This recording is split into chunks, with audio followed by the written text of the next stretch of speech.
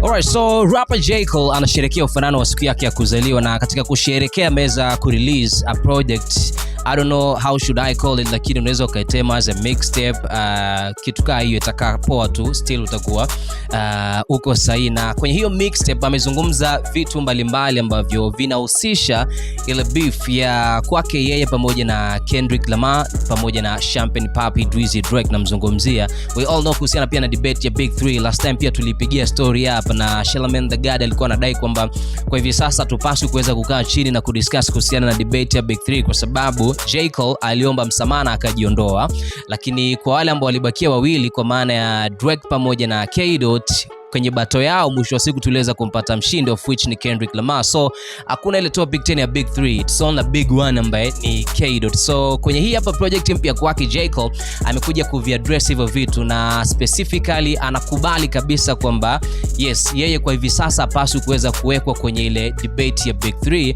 na anakubaliana na kauli za watu wengi ama mashabiki wengi wa muziki duniani, namna ambavyo waliweza kuchange perceptions za kwao kuhusiana na J. Cole, kwa sababu ni mtu ambaye alikuwa anaonekana ni mgumu sana na ana uwezo wa kumbato mtu yoyote. We all know kuhusiana na uwezo wake kwenye rap na vitu kama hivyo, lakini when the chance ilitokea kuweza kuingia kwenye hiyo battle na K-Dot, alitengeneza diss track and then later on akaja kuifuta. Though the project pia was I might delete later. Technically mimi naweza nikaisema that was planned, lakini watu wengi waliweza kumweka nyuma kidogo cause ni kama alionyesha kitu fulani cha kinyonge. So yeye mwenyewe anakubali kabisa kwamba hapaswi kuwekwa kwenye debate ya Big 3, na anakubali kitendo chake cha kuweza kuomba msamaha ni kitu ambacho kiliweza kumrejesha nyuma. Nitakusomea hapa kitu ambacho J. Cole ameweza kukizungumza kwenye moja kati ya tracks ambazo ameweza kuzirelease. So J. Cole anasema kwamba I used to be top seed, the apology dropped me way out of the top 3. No problem, I am probably my best when they doubt me. I used to be top seed, apology dropped me way out of the top 3. No problem, I'm probably my best when they doubt me. Why? Again, J. Cole anaendelea na kusema kwamba the top ain't really what I thought it would be, and so I jumped off and landed back at the bottom and restarted at the level where I wasn't regarded as much, just to climb past them again and tell them to keep up. The top ain't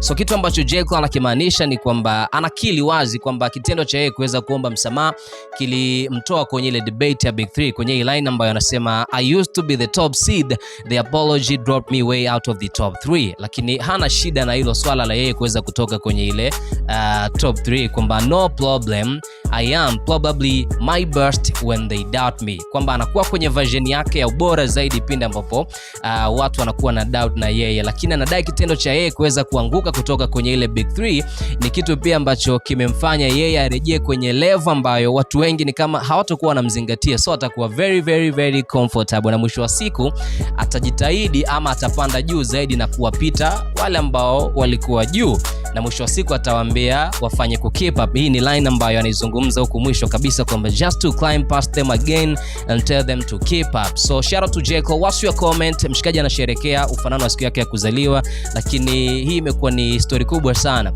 Anapaswa kuweza kuondolewa kwenye debate ya Big 3 ama ni mtu ambaye ana deserve kuwepo kwenye debate ya Big 3? So let's see what next. Lakini the fall of album probably kila mtu ana expect kwamba itakuwa ni bonge moja la project kutokana na hiki tu ambacho J. Cole amekuwa akikifanya, lakini pia even kwenye track ya utangulizi ambayo tayari amekwisha kuirelease.